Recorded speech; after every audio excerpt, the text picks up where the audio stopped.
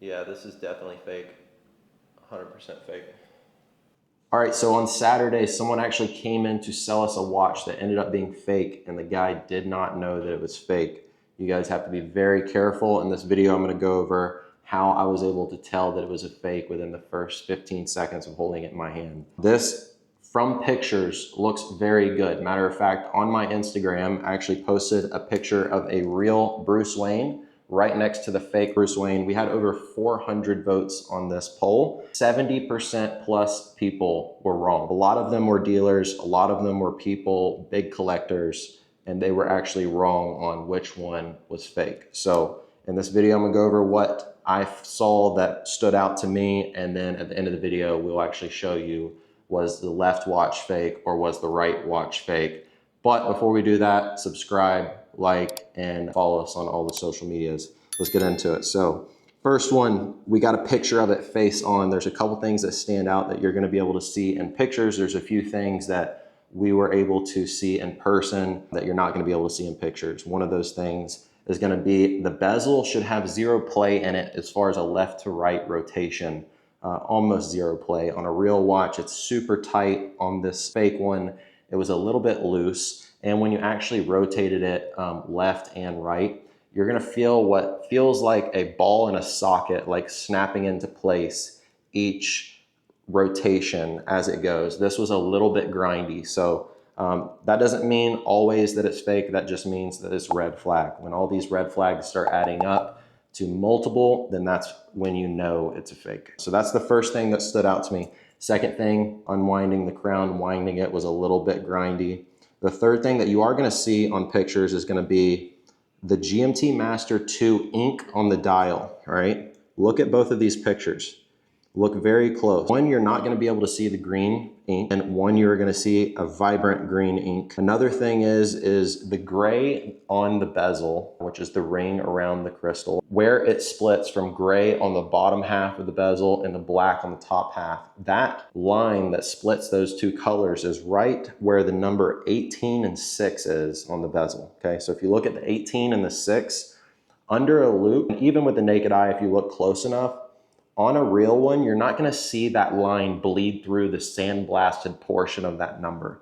If you see a line go straight through the bezel into that sandblasted portion, that's a good chance that you're looking at a fake bezel. Another reason why we for sure confirmed that the bezel was fake. Moving on from there, obviously looping stuff. One thing that I say on date wheels, when you're looking at the dates, someone pointed that out, you can see a little bit of a difference even in the picture and the magnification of the date. One thing I suggest when you're comparing things is set your date on your Rolex to like a big number that fills up the majority of the day wheel. So go to 22, go to 25, go to 28, something that fills up that date wheel, because a lot of times that's where you see there's less real estate for them to fit it perfectly in that window. That's when you start to see stuff start to shift a little bit, and that's one thing that stood out on the fake one quite a bit. Was first the magnification, so the crystal. And if the magnification's off, that doesn't mean that your watch is fake. That could just mean that you have an aftermarket crystal. But that was yet again another red flag that we saw right off the bat. Setting both to 28, you start to see stuff shifting a little sideways. It's not perfectly square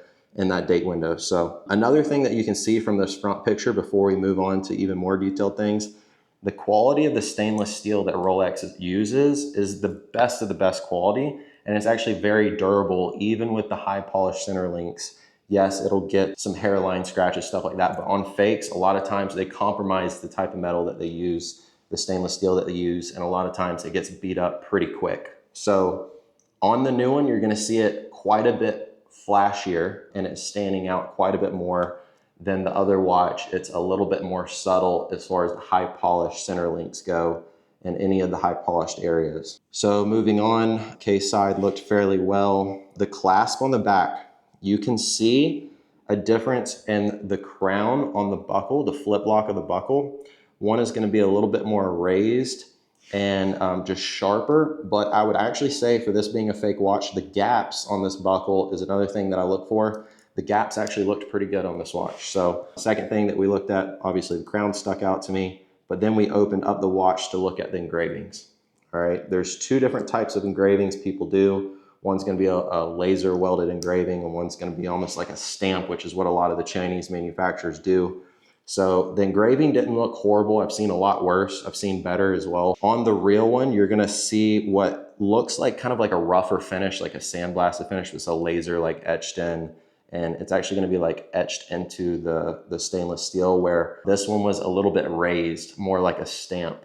So that stuck out to me. Another thing on this buckle was there was some tape from where they manufactured the watch.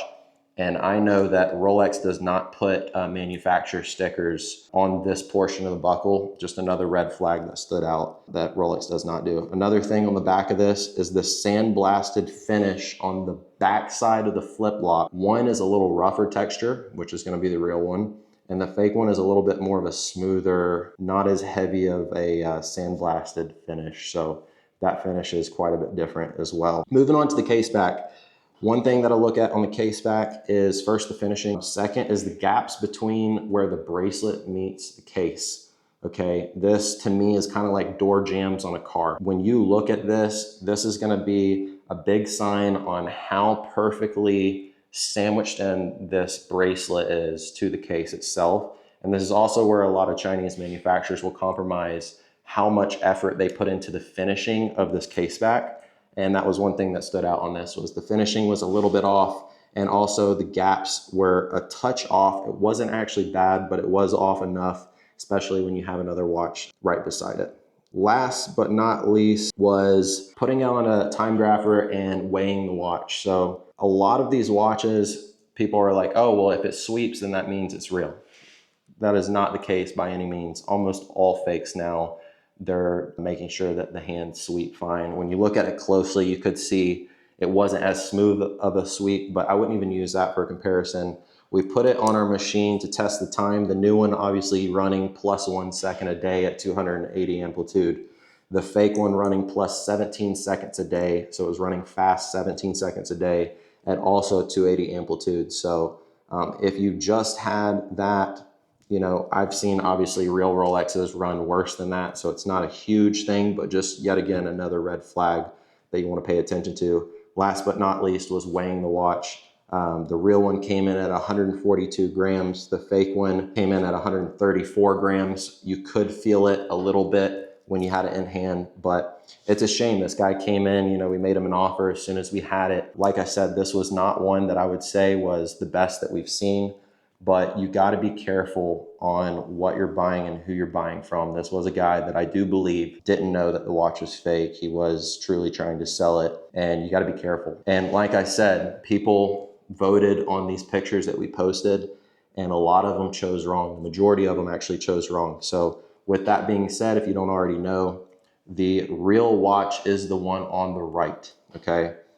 So before you go out and just blindly find the best deal on a watch and think that you outsmarted the market and saved $1,000 on a $20,000 watch, just realize that there are some very good fakes out there, and slow down a little bit before you pull the trigger on something. Feel free to reach out to us. We're happy to help, obviously, on our website, wywatl.com, and let us know how we can help you. I mean, this was something that stood out to us.